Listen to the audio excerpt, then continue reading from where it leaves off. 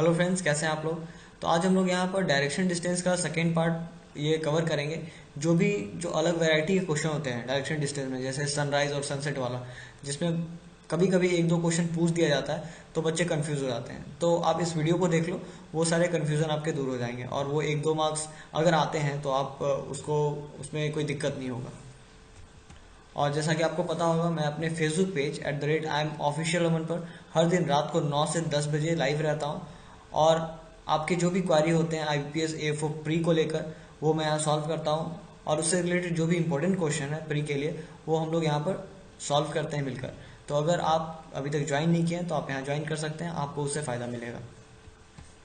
अब देखो, यहाँ पर सनराइज और सनसेट वाले कॉन्सेप्ट को पहले समझ लेते हैं।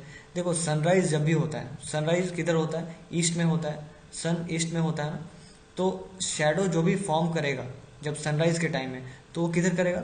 वेस्ट डायरेक्शन में करेगा।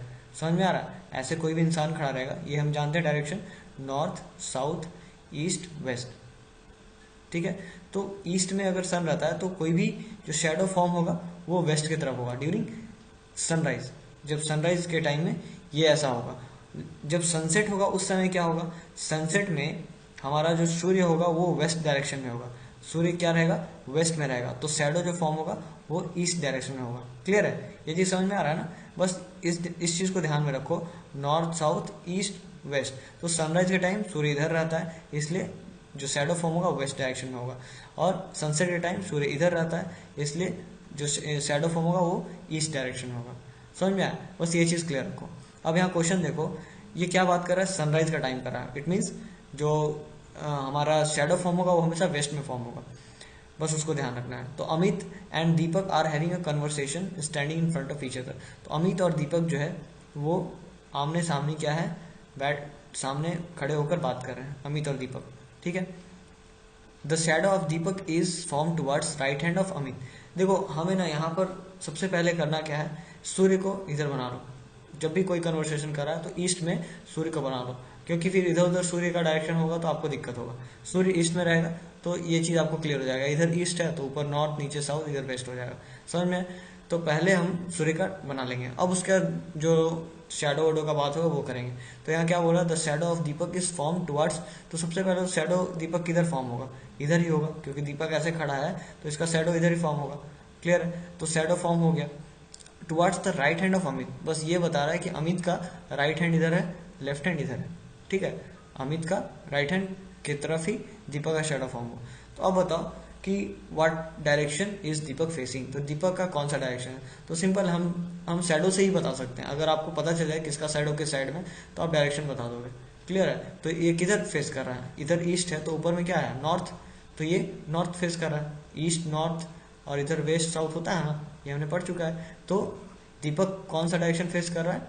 नॉर्थ फेस कर रहा है। क्लियर है? चलो आगे देखते हैं। अब देखो, ये क्लॉकवाइज एंटी क्लॉकवाइज ये हमने पढ़ा था। इस तरह से अगर चलते हैं तो ये क्लॉकवाइज हो गया। ठीक है, इस तरह से चलते हैं तो एंटी क्लॉकवाइज हो गया। बस इसी पे आपको करना है। अ मैन इज फेसिंग नॉर्थ। देखो, एक आदमी है वो नॉर्थ फेस कर रहा है। नॉर्थ ऊपर की ओर होता है ना, नॉर्थ, नीचे साउथ, इधर ईस्ट, वेस्ट। तो नॉर्थ फेस कर रहा है एक इंसान।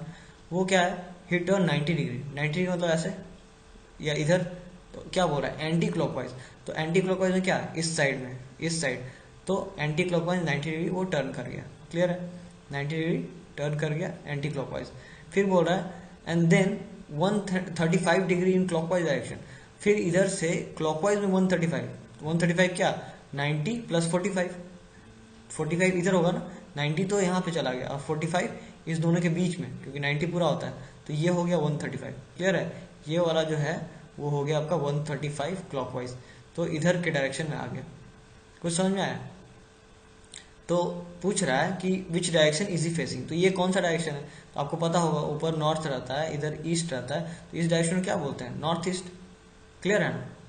सिंपल है, बस इसको देखो किस डायरेक्शन में था। ऐसे नॉर्थ की ओर था, फिर इधर 90 डिग्री एंटी क्लॉकवाइज गया तो किधर देखने लगा? वेस्ट में। फिर इधर से 135 गया तो 135 यहाँ 30 पे नॉर्थ, और फिर इधर 45 गया तो नॉर्थ ईस्ट में चला गया। क्लियर है? तो आंसर हो गया हमारा नॉर्थ ईस्ट। फिर आगे देखो। अब देखो, इस तरह के क्वेश्चन आपको प्री में आएंगे। ठीक है, वो तो आने के चांसेस कम है, बट ये सब क्वेश्चन प्री में जरूर आएंगे। अब देखो क्या बोल रहा है, point B is 12 metre south of point A. तो कैसे पढ़ेंगे इसको, पढ़ने का तरीका है पॉइंट ए साउथ 12 मीटर में बी, ठीक है। तो पॉइंट ए साउथ 12 मीटर में बी। मेरी लाइन थोड़ी सी टेढ़ी हो रही है तो आप इसको थोड़ा सा नेगलेक्ट करना। आगे देखो, point C 24 metre east of point B, मतलब पॉइंट बी के ईस्ट में, पॉइंट बी के ईस्ट में 24 मीटर, 24 मीटर पे क्या है, पॉइंट सी है, ठीक है। फिर क्या है, point D 8 metre south point C, point C के साउथ के 8 मीटर में डी है, ये देखो 8 मीटर में डी है। और मैंने आपको बताया था कि थोड़ा सा स्केलिंग ध्यान रखना कि ये 12 मीटर है तो 24 उसका क्या दुगना होगा, 8 क्या इससे थोड़ा सा कम होगा। इस तरह से करोगे तो बहुत आसानी से आपका आंसर आएगा, नहीं तो फिर दिक्कत होता है। फिर क्या बोल रहा है, point D 12 metre east of point E, E के ईस्ट में है डी। तो अब देखो, और कितना 12 मीटर है, तो ईस्ट रहने के लिए डी को अगर ईस्ट रहना है तो कैसे ईस्ट में रहेगा, अगर इधर ई रहेगा तब तो डी ईस्ट में जाएगा, अगर इधर ई हो जाएगा तो ये तो वेस्ट में चला जाएगा। तो इस सीधे लाइन में आपका ई रहेगा, और कितना 12 मीटर। 12 मीटर का मतलब क्या है, ये चीज ध्यान देने लायक है कि इसका सेंटर ही 12 मीटर होगा ना, बी से सी 24 है तो सेंटर इसका 24 का 12 होगा, तो ये वाला डॉट दे के करना इतना दूर, ठीक है, ये चीज ध्यान रखना। तो ये जो है ये आपका 12 मीटर रहा, और यहाँ पर ई के ईस्ट में डी है 12 मीटर, समझ में आया। फिर क्या है, F is 8 metre north of point E, E के नॉर्थ में कितना 8 मीटर, 8 मीटर में ई है। अब देखो ये 8 है इतना, तो यही सेम तो डिस्टेंस 8 है ना, तो इसी 8 में बोल रहा है कि पॉइंट ई है, ठीक है। इसको 24 के यहाँ लिख दो, क्लियर है, ये point E, it means point E centre में चला गया बी और सी का।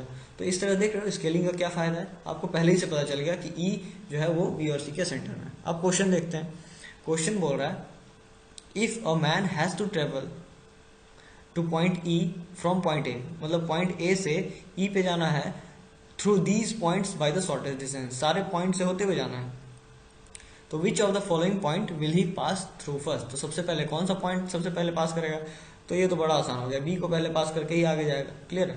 तो हमारा आंसर हो गया पॉइंट बी।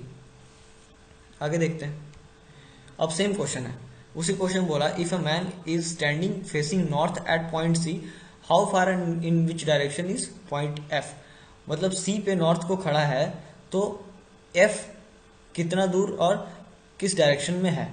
देखो यहाँ पे देखो, यही सेम क्वेश्चन है, अगर सी पे खड़ा है नॉर्थ की ओर देख रहा है तो किस डायरेक्शन में और कितनी दूर एफ है, यही पूछा है ना।